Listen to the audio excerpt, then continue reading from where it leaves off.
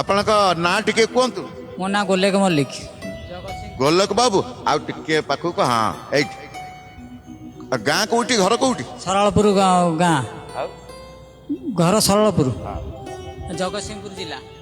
କଣ ଏମିତି ହେଲା ବିପଦ ଆସିଲା କି ଦୁଃଖ ଆସିଲା ଯେ ପ୍ରଭୁଙ୍କୁ ଡାକିଲେ ପ୍ରଭୁ ଏମିତି କରୁଣା କରିଛୁ?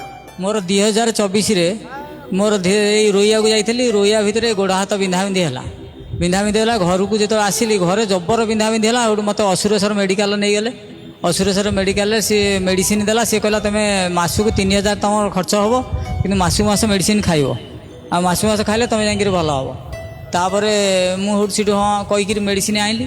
ମେଡ଼ିସିନ ଖାଇଲି, ଆଉ ସେଥିରେ ବିଲକୁଲ ମୋର କମିଲାନି। ଯଦି ନ କମିଲା ମୁଁ ସେଇଠୁ ଏଇ ଜୟ ଜଗନ୍ନାଥ ଚ୍ୟାନେଲ ମୋତେ ଜଣେ କହିଲା ତୁ ଦେଖେ ଆଉ ତାଙ୍କ ଭକ୍ତିରେ ଠାକୁରଙ୍କୁ ଡାକେ, ତୋର ନିଶ୍ଚିନ୍ତ ଭଲ ହେଇଯିବ। ମୁଁ ସବୁଠୁ ସେଇ ଦିନଠାରୁ ମାନେ ଜୟ ଜଗନ୍ନାଥ ଚ୍ୟାନେଲ ଦେଖିକିରି ଭକ୍ତିରେ ଠାକୁରଙ୍କୁ ଡାକିଲି। ଡାକିଲା ପରେ ମୋର ଆସ୍ତେ ଆସ୍ତେ ଟିକେ ଟିକେ ବାଗ ଲାଗିଲା ମୁଁ ଗୋଟେ ଗାଡ଼ି ରିଜର୍ଭ କରିକିରି ଆସିଲି ଏଠି ପୁରୀକି। ଏଇ ଗୌଡ଼ ସ୍ତମ୍ଭ ବାହାରେ ବସିଲି। ବସିଲା ପରେ ମୋତେ ପୁରା ଫ୍ରି ଲାଗେ। ମୋ ସ୍ତ୍ରୀରେ ଆସିଥିଲେ, ସିଏ ଗଲେ ଆଗରେ ଦେଖିବାକୁ, ମୁଁ ଏଇଠି ପଛରେ ବସିଲି। ବସିଲା ପରେ ମୁଁ କହିଲି ତମେ ଯାଅ, ମୋତେ ଗୋଟେ ଭଲ ଲାଗିଲେ ମୁଁ ଯିବି, ଆଉ ମୋତେ କ'ଣ ଟେକିକି ତୁମେ ନେଇପାରିବ?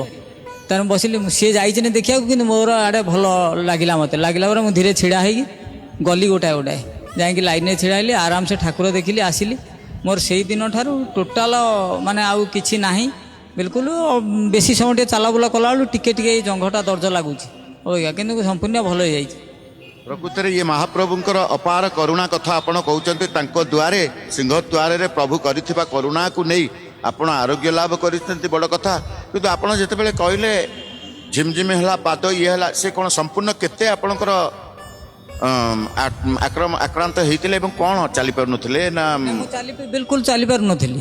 ମାନେ ମୋତେ ଟେକିକିରି ଝାଡ଼ା ନେବେ, ଟେକିକିରି ପରିସ୍ରା କରିବାକୁ ନେବେ, ଟେକିକିରି ଆଣିବେ, ଏଇ ଟାଇପ୍ର ମୁଁ ହେଉଥିଲି। କିନ୍ତୁ ଏତେ ପୁରା ଏଗୁଡ଼ା ଗୋଦରା ହେଇଯାଉଥିଲା ଟୋଟାଲ, ତଳେ ଗୋଡ଼ ଲାଗୁନଥାଏ। ମୁଁ କେବଳ ଗୋଟିଏ ଜାଗାରେ ବସିଥାଏ, ଆଉ ଗଲେ ଆଣ୍ଠେଇକା ଯିବି, ଏଇ ଟାଇପ୍ର ମୁଁ ଚାଲୁଥିଲି। କେତେ ଦିନ ପର୍ଯ୍ୟନ୍ତ ଏ କଷ୍ଟ ଆପଣ ଭୋଗିଲେ? 2024 ମୋର ଆରମ୍ଭ ହେଲା। ଗୋଟିଏ ବର୍ଷ ଭୋଗିଲି, ମେଡ଼ିସିନ ଖାଇଲି, ଗୋଟେ ବର୍ଷ ଭୋଗିଲି। ତାପରେ ଏଠିକି ଆସିବାରୁ ମୋର ଟୋଟାଲ ଭଲ କିଛି ନାହିଁ। ମୋର ଆଉ ଅବିକା ଖାଲି ଟିକେ ଏଇ ଜଙ୍ଘ ଅଳ୍ପ ଟିକେ ବେଶୀ ସମୟ ଚଲାବୁଲା କଲାବେଳକୁ ଟିକେ ସ୍ଲାଇଟ୍ ଦର୍ଜ ହେଉଛି। ପ୍ରକୃତରେ ଭାବୁକୁ ନିକଟ ଅଭାବକୁ ଦୂର ମହାପ୍ରଭୁ, ଏ ଆପଣଙ୍କର ଅନୁଭୂତି ଶୁଣି ଭକ୍ତମାନେ ଆଜି ଶୁଣୁଛନ୍ତି କାର୍ଯ୍ୟକ୍ରମରେ, ଭକ୍ତ ଅନୁଭୂତି କାର୍ଯ୍ୟକ୍ରମ। ବାସ୍ତବରେ ଯେଉଁଟା ଗୋଟେ ଅସମ୍ଭବ କାମ, ଆମକୁ ଅନ୍ୟକୁ ଏଇଟା ମିଛ ଲାଗିଲେ ମଧ୍ୟ ଏହା ନିରାଟ ସତ୍ୟ।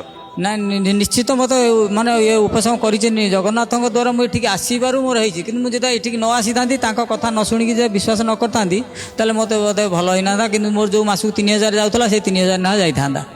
ବଡ଼ କଥା, ଅର୍ଥ ହାନି ହେଇନଥାନ୍ତା ଆପଣଙ୍କର। ଧୀରେ ଧୀରେ ବୋଧହୁଏ ଆଉ କ'ଣ ବିଶେଷ ଶରୀର କ୍ଷତି ହେଇଥାନ୍ତା।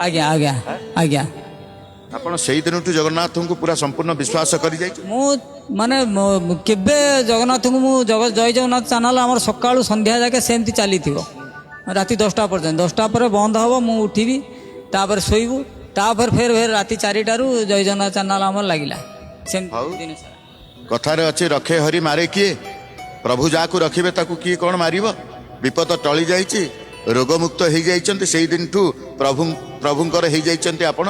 ଆଜି ଯେଉଁ ଆସିଛନ୍ତି ଏ କାର୍ତ୍ତିକ ବୋଲି ପଳେଇ ଆସିଲେ ଟିକେ ଦର୍ଶନ କରିବା। ଆଜ୍ଞା, ମୁଁ ଆସିଲି ଏଇ ଗୋଡ଼ ସକାଶେ। ମୁଁ କହିଲି ଆଉ ଟିକେ ରହୁଛି, ମୁଁ ଗଲେ ଠାକୁରଙ୍କ ପାଖକୁ ମୋର ଟୋଟାଲ ଭଲ ହେଇଯିବ। ମୁଁ ସେଇ ହିସାବରେ ଆସିଥିଲି 15 ଦିନ ତଳେ ଫେରେ। ଆଚ୍ଛା, ଏଇ ମୁହଁରେ বিষণ্ଣ ଦୁଃଖ ଥିଲା, ଏଇ ମୁହଁରେ ଆଜି ପ୍ରସନ୍ନ ଉଲ୍ଲାସିତ ମନ, ନାଇଁ ପ୍ରଭୁଙ୍କ ପାଇଁ ସବୁ। ଆଜ୍ଞା, ମୁଁ 15 ଦିନ ତଳେ ଆସିଥିଲି, ଫେରେ ଆଜି ମନ ହେଇଛି ଆଜି ଆସିଛି।